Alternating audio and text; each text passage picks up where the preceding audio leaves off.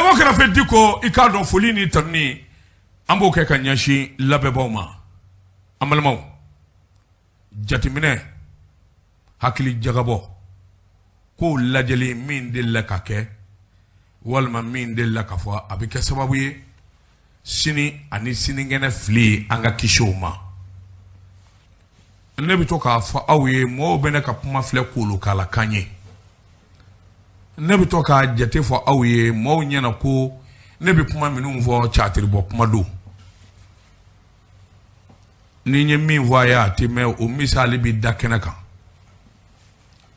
ne y'a fɔ aw ye n ko politiki ne t'a dɔn Mali kɔnɔ a ma faamu de wa ne t'a dɔn politiki diɲɛ fan o fan nkalon ani namara de don wa ne t'a dɔn ni politiki yɛrɛ ye tiɲɛ ye yali diɲɛ laban mara kɛcogo ni politiki maa tɛ ne ko mara tɛ se ka kɛ ka ɲɛ wa min misali fila d'a ma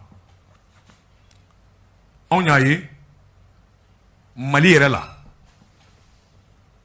jɛ o jɛ sigira k'a kɛra politikitɔ ye k'o ye jamana mara i b'a sɔrɔ jamana bonna k'a fara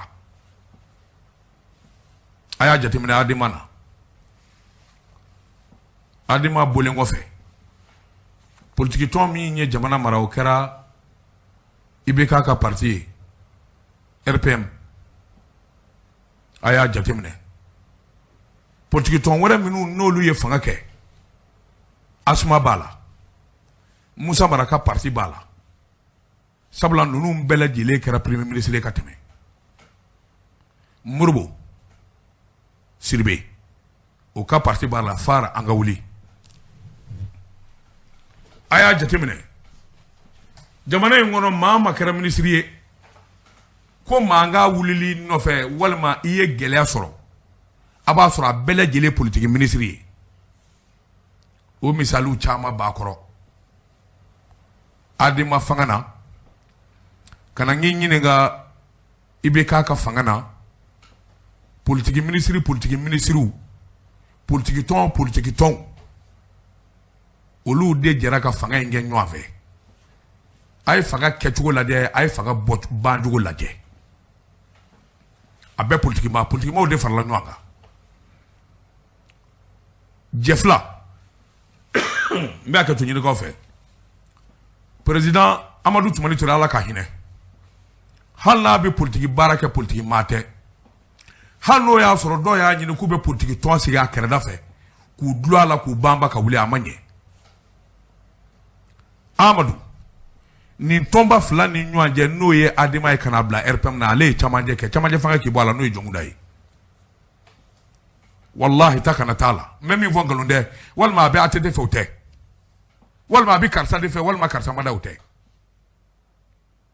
Amadu ye baara min kɛ a ka waati in kɔnɔ nin politiki tɔn fila Adima ni RPM n'u fara ɲɔgɔn kan sabula tɔn kelen don il faut qu'on le dise u ma kɛ tiɲɛni min kɛra tɔn fila ni ɲɔgɔn cɛ a ka bon kojugu Adima ta de mɛnna maa t'o fɔ bi n'o tɛ jalaki min ye jamana in ye tili min kɛ Adima tile la ni k'i b'i da don a la su in na an bɛ si a la mɔgɔw bɛna fɔ ko daba bɛna taa mun fɔ Adima ma bi a jubaju ye Mali école ko ye kabini Adima ye fanga ta don min ni Mali école ko cɛra fo bi a ma ɲɛ ni tiɲɛ don walima nkalon don a si bɔ n tɛgɛ kɔnɔ tɔn jumɛn don politiki tɔn tɛ ne ko politiki tɔn yɛrɛ mun ye maa minnu ko u bɛ hakilina kelen na maa minnu ko k'u bɛ jamana jɔ maa minnu ko k'u bɛ jamana mara maa minnu ko k'u bɛ jamana wuli ka jɔ kɛ olu de bɛ fara ɲɔgɔn kan tɔn kelen kɔnɔ ko politiki tɔn o politiki tɔn de bɛ taa kɛ jɛkulu ye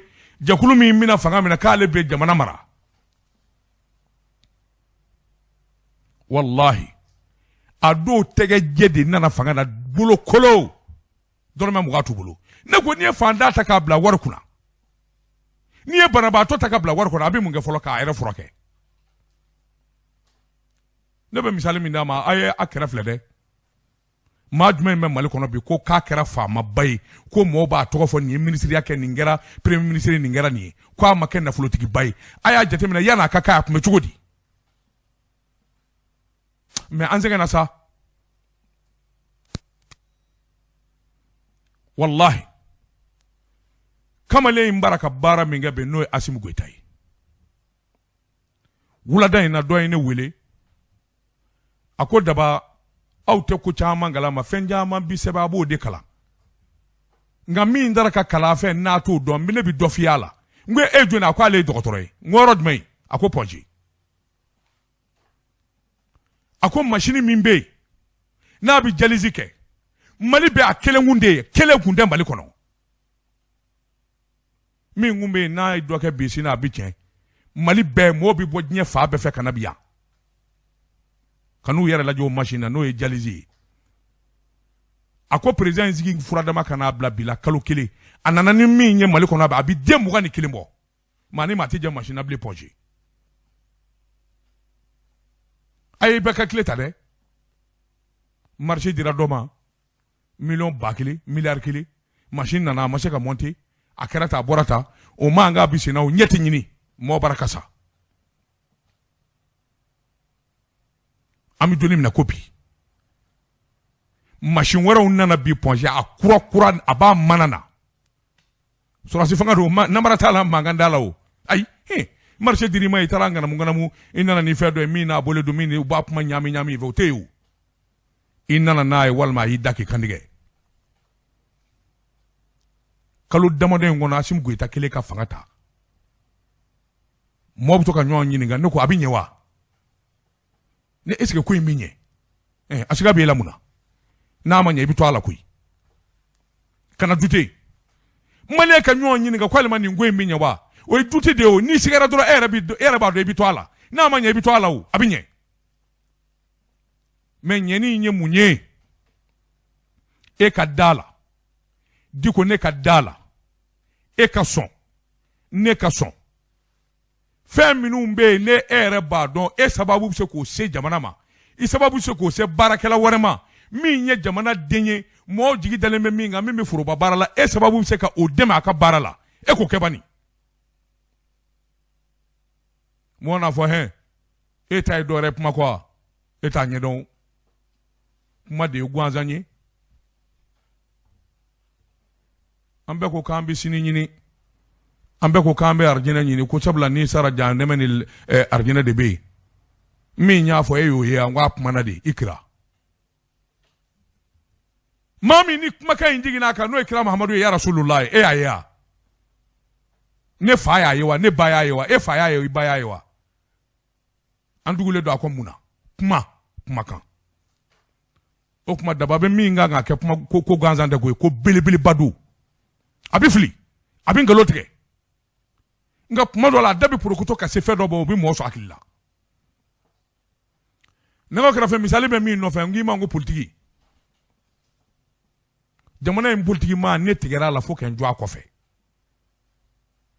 n tigɛra politiki ma na kuma o kuma n ye misali fila min d'i ma Amadu Tumani Ture ani Assimi Goïta c'est pas des hommes politiques u bɛ min ye o hami b'u minɛ u bɛ min ye u bɛ miiri o la min bɛ f'u ye n'o bɛ maa tɔɔrɔ o b'u yɛrɛ tɔɔrɔ politiki ma i kelen da tɛ fanga ye n'i bɛ ka kelen da kun ye fanga ye min ni min y'a sɔrɔ a b'a sɔrɔ wa ni i bɛ ka kelen da kun ye fanga ye min ni min y'a sɔrɔ est-ce que o tun b'a sɔrɔ a t'a sɔrɔ parce que i bɛ politiki tɔn de kɔnɔ politiki maaw de b'i kɛrɛfɛ politiki maa wɛrɛ de bɛna ka na far'i kan olu bɛ dunun ni bala ta ka nkalon ni namara kɛ anw sigilen bɛ an bɛ k'an dafara kuma na ka kangari da an bɛ kuma ka kuma u t'a mɛn u b'a fɔ nin ye kalobɔ maa don namaratɔ don n'i ye wari d'a ma sa a b'a da di et pourtant on est là hein et pourtant an bɛ yan dɛ an ye fɛn caman fɔ hali ni wari ka d'an ye hali ni wari bɛ d'an ma o ye tiɲɛ kɛ nka an ye caman fɔ dɛ o si ma kɛ nkalon ye jamana in politiki maa ne siran n'a ɲɛ maa o maa bɛ jamana in kɔnɔ bi ko maa kungo maa don i b'a sɔrɔ a tila bɛɛ politiki baa ye en tout cas les 90% politiki maa don hali kadiriba minnu bɛ yen n'u kɛra sonbaw ye directeur général minnu kɛsu dɔ mana far'i kan i mana kalifa i ma i mana bila cakɛda dɔ la a bɛɛ t'an b'i dogo politiki kɔfɛ aw k'a jateminɛ maa o maa bɛ bi jamana in kɔnɔ ko kungo b'a dala politiki maa don u bɛ ɲɔgɔn nɛgɛ ka ɲɔgɔn ju u bɛ sonyani kɛ fo k'a dama tɛmɛ u bi suɲɛni kɛ fo ka ɲinɛ k'a fɔ u bi fantan jamana de kɔnɔ maa min bɛ nin jamana in dɔn e yɛrɛ ni ala ni kira cɛ nin jamana belebeleba ye san 60 ni ko a ye indépendance ta n'a fɔra ko furakɛ machine dɔ bɛ yen o ti sɔrɔ yan filɛlikɛ machine dɔ bɛ yen o ti sɔrɔ yan n'a fɔra ko fura dɔw bɛ yan k'o ti sɔrɔ yan et pourtant a sɔrɔli ko gɛlɛn yɛrɛ tɛ ponge dialyse machine minnu bɛ a lajɛ kalo kelen kalo fila maa kelen y'a se yan an ye san 5 kɛ san 4 kɛ i bɛ ka tile la don o don kuma kura ni ministre min nana o b'a fɔ k'a ɲɛ parce que politique ministre don i tɛ se ka bɔ politique in kutumu kɔnɔ ni directeur min nana o b'a fɔ k'a ɲɛ parce que i ye politique directeur de ye politique min b'a ka kɛ i tɛ se ka bɔ o kɔnɔ o de la ne b'a fɔ a ye n ko politique tɛ tiɲɛ ye misali filanan min b'a jira a la k'a fɔ politique nkalon don dɛgɛ sisi o bɛ bɔ karatɔ da kaw ji min minɛna k'a don kaso la k'a ye kuma purukutulenw ni kuma jugu fɔ kunnafonidila kura minnu bɛ yen u ka kumaw ma se ka jɛya dɔw ko k'a bilala ko n'a y'a ɲɔgɔnna wɛrɛ kɛ san 1 san 2 o de ye sursis ye k'a bɛ taa kaso la dɔw ko k'u seginna n'a ye kasomoba la ko kiiri bɛ bila fo décembre kalo tile 3 an bɛ kalo min na octobre o ba sa novembre fo décembre donc a bɛna kalo 1 ni tile damadɔ kɛ a dalen don kasomoba la an minnu galannen don n'a bɛ kodɔn a fɔra ko kawujiw bɛ an ka assemblée nationale kura in bɛ min de Abdou gɛrɛna kɛ n bɛ to ka ɲinɛ tɔgɔ ninnu kɔ CNT bɛ komi assemblée nationale birifini dalen du kan mais aw ka kow kɛcogo la bani est-ce que u ye kelen ye i bɛ ka tile la députés minɛ na sɔnni na députés minɛ na bingani na a fɔra ko immunité parlementaire b'u kan c'est parce que politique kɛnɛ don danfara foyi tɛ CNT ni assemblée nationale cɛ ni fo ne ma kalan fo n'a sɔrɔ min fɔra n t'a dɔn o députés tɛmɛna u ka baara jugu fɛ ka kojugu kɛ jamana kɔnɔ parce que politique tɔnw don parce que politique maw don ni ye Kawujimi ka misali yan CNT a ma minɛ a tɛ kasomoba la e delila ka député jumɛn minɛ ne ye assemblée nationale ka taa datugu n'a fɔra k'a ye nin kɛ u bɛ kuma wuli ayi immunité parlementaire de b'a kan nin de b'a kan maa ka wulu welelen bɛ kara kasi la o aw de o anw de b'u élu k'u kɛ député ye u bɛ laban ka taa anw yɛrɛ de mago sa k'an jigi tigɛ ka tila k'u dogo députéya birifini kɔfɛ bon nin bɛɛ de ye gɛlɛya ye jamana kɔnɔ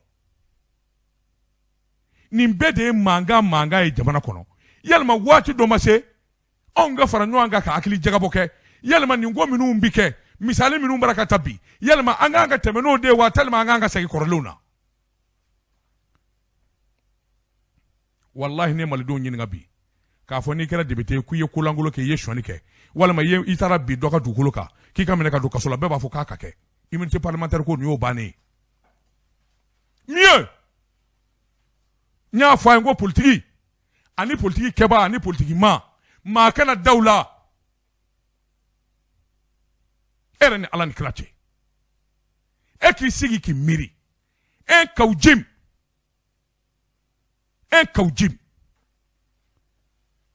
ni Modibo Sidibe k'an ka jɛkulu la wa k'u bi jamana kuma fɔ wa un Kawujim je le minimise pas hein, parce que il n'est pas au même niveau politique que ces gens-là. C'est ça, moi, mon étonnement. Bamoudega. Mais nous avons une démocratie malikono. Est-ce que ils doivent descendre aujourd'hui au niveau des Kawujim pour faire une lutte? Est-ce que les Kawujim nganga franyoanga ka lutte? Non. Non. Le Modibo Sidibe. Bamoudega, mon grand frère. Le Shogel Kokala Maïga, aujourd'hui qui est Premier ministre, est-ce que nous nous n'y farakele yoku kanga faranwanga? Mais non. Et pourtant, je l'ai dit. Mais moi, je l'ai dit. Nya fois donama ingama. C'est nous Kungolo. olu manga nyuanzoro dako juguya di. Les Kaudjim doivent pas boxer sur le même ring que les Muntaka Tall, que les Shogel Kokala Maïga. Qui ne connaît pas Shogel Kokala Maïga dans ce pays, politiquement? Ama kele du maïga jamana kono. Moi j'ai une mémoire d'éléphant. Je me rappelle un père Biski Domi. Un père Biski Domi. Oya sur Moussa Traoré Minena, ou Masira, ou Maïraïra. Ou ko lui Moussa Traoré tient tabaou ya amini ku dun Bamakoya Mali kono wini ku dun les Shogel le impère pour que kase ka erion gelenge non tractation dadu ne hakili balo ko nyoanye folo ku be congrès folo ka salon for la Shogel a un mérite même si moi je l'ai pas aimé au moment du mouvement M5 il a un mérite politique. Politiquement, Mali kon anga tien fo ñoy. Politiquement, politique kele a bara donina. Dole se qui compare Moundaka Tall labi. Mais il a oublié. Moundaka ratupement. Il va faut Moundaka Tall c'est Mali kono. Le Sénat de façon iriwaton. Ka bo, ka keleke, ndogolende, ndisebenike, ka bo kenema ka tama, minye fanga nyena, ka fanga korobo, ka fanga nani, ka doya. C'était le Moundaka Tall, c'était le mouvement démocratique. Ces gens, les Kaudjim, au lieu qu'un Franc ka M5 créé, ka Ibeka ka fanga tien, et voilà le résultat. Say! Même il y a Babi Djo, Kelengele. Don demana ni ko M5 RP, ay sabalisa, ay tama bain dabla, ay pumad dabla, ani Ibeka ka chika ka puma. Hey! Ni cheni!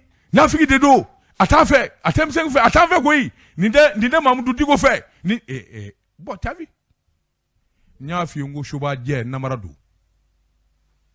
Non. Abjugo dibi. Itachi bondega kono. Don nemana douin on a à for M5RP. Est-ce que plan A, plan B, babolo, ni beka bina, plan du main babolo, pour que Kadjamana redesse? Il n'y avait pas de plan. Le plan c'était le militaire, au Kunduka plan. Amake nyuan janva ni nyuan jure ni nyuan nania kelengele a club bebita kasola kelengele club boli ka bo jamana kono kelengele ni minu ngere jegara ka fanga soro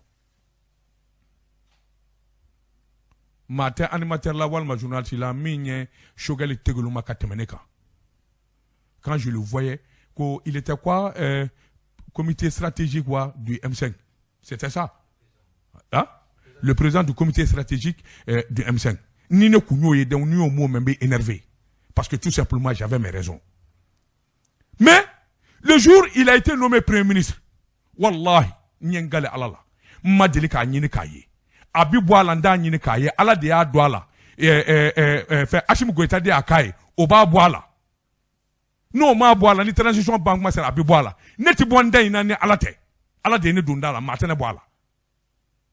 Ni moi nommé domini il ka nomination dati bana walma ni voter au sera et puis voilà même je suis d'accord que transition ka doka fraka moi j'ai rien contre ça mais Allah ka dit ça bi voilà ni ala ko ne bo ballon ne bi to ndaina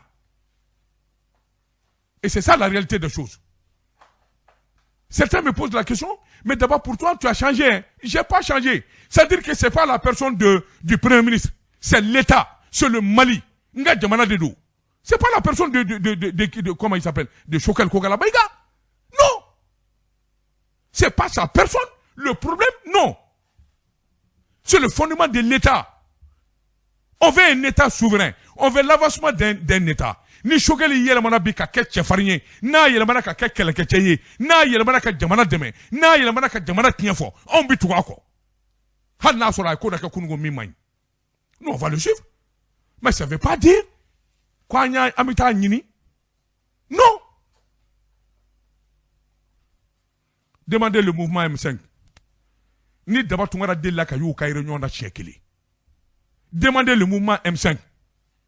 Quel est le fond mbane ku ye fanga soro? Ay mouvement M5 mo nyini ga yalma ni d'abord mi ma kelen dula. Ni yalma ni ndege ni ma kelen ndege de la ka dunyo ndege. Non. Ça m'empêche pas de faire mon travail. Ne ka baara ye hakili jagabɔ de ye. Jamana bi dɛmɛ sira min fɛ ne yɛrɛ fɛ. Il se peut que ne t'a kɛ ka ɲɛ. O bi kɛ.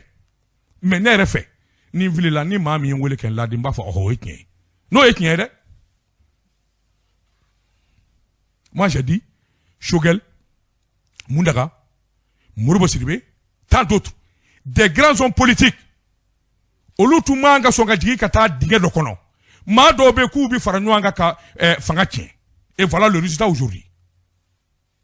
Ne ka di mu fariyale ka be kuma do fo. Ka be kuma prokutule do fo Choguel ko kala maiga. C'est parce que ye nyoanye yoro do la ou manga nyoanye yoro mi.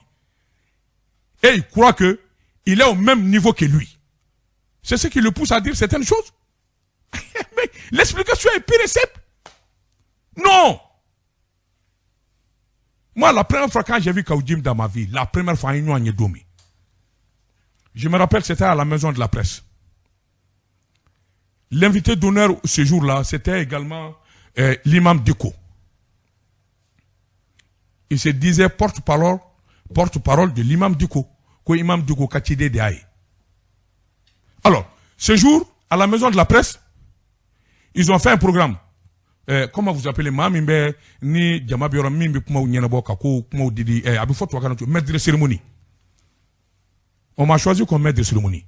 On a fait un programme Madouni. D'abord, telle personne, ni Nimbora Ndebi Puma, ni Nimbora Ndebi Puma, les différents intervenants, où il y a tout ce papier Kakadema. Et sur cette liste, il y avait le nom de Imam Mohamed Diko.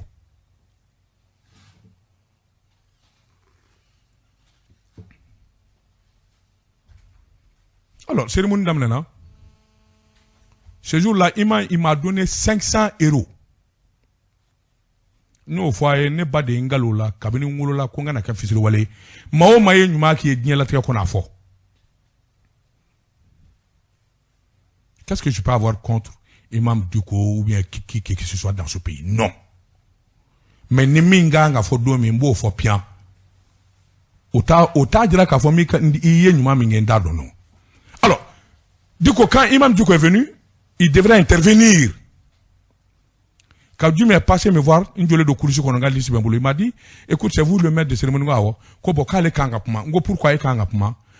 Imam Duko ka porte-parole? Non. C'est la seule fois dans ma vie j'ai vu Issa Kaudim de mes yeux. Quoi dit Issa Kaudim? Issa Kaudim c'est qui? Imam Duko ka porte-parole. Il te dit là, tu vas pas parler. C'est la seule fois moi j'ai vu Kaudim. Je ne l'ai jamais vu dans ma vie. Je ne l'ai jamais demandé une interview. Je ne l'ai jamais invité dans une radio. Jamais. Et ça aussi, je ne croyais pas. C'est pourquoi je n'ai jamais cru au M5RP. Je ne l'ai jamais cru. Parce que n'y a fait d'eau faire les menouanga minun de kelenye. Fait d'eau barakatani nouanga minun de kelenye.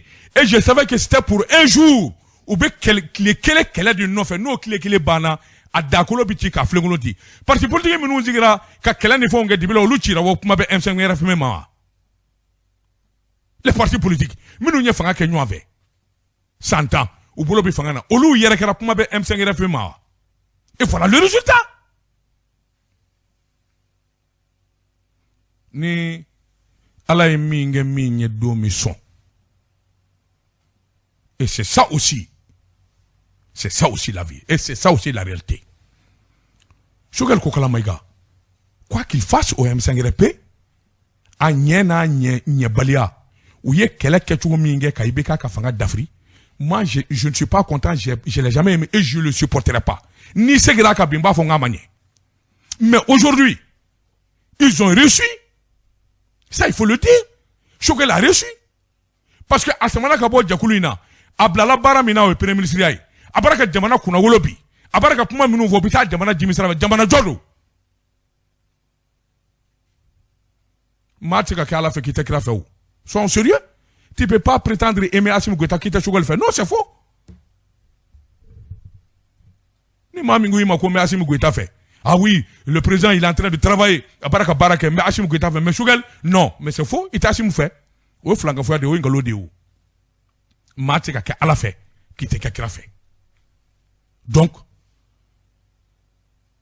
Mali politiquement olu ni jekulu do manga uni ma do farali nyanga manga. Cela n'enlève rien à l'importance de Issa Kaoudim. C'est-à-dire, je le minimise pas, mais il n'était pas un homme politique. Politique maté. Amadelika politique. Il était connu à Betougou, Imam Mahmoud Dikofé. Point. Mais il arrivait à un moment, il avait la parole. Baby Giraka Moba Nyinga. Mais justement, c'est ça l'erreur. Les Shogel, les Moudagatal, les Mouribo Sirvé, les autres, ils ne devraient jamais accepter Mado Kablounien, Kafou bi kele ni fonge, na kele kera na nyena, ou bebi table niveau kele na kasoro te kele nye. Bon, Issa Kaoudim, moi je suis très désolé. Il n'a pas été trop intelligent. C'était l'homme le plus, c'était lui qui allait beaucoup plus gagner dans cette histoire.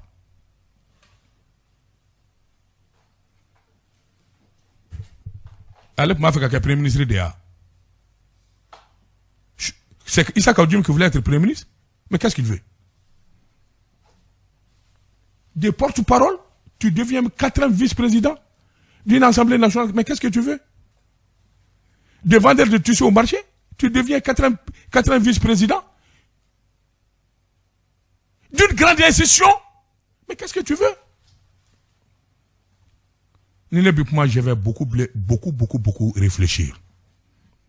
Nibi Madoga, je vais vraiment y réfléchir. Mais Ninyana, et ni Shogel de Farla Nwanga KM5 Keleke. Abouali na Gazi a na boulé, Audi a Bekou non fait. S'il devient premier ministre, qu'est-ce que tu as contre ça? Ça te fait quoi? Abi Mouniaye. Balamaou. Aïdala. Kasson. Ka fo politiquement ni djina bi son ka dje. Wasa ka sa gosro.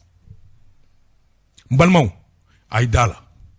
Ka fo politiquement ani shuba ana djugu bi son ka dje ka sa go nyini. Nous exemple chamaï.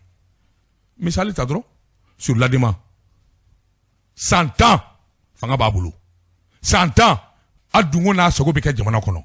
100 ans bi na nyini ka dafa ko emi ni ka klana Aklala akira tiyoro juli. Adema tira ton hake minye mali kono machi tadalo. RPM, URD. Alors, Asma.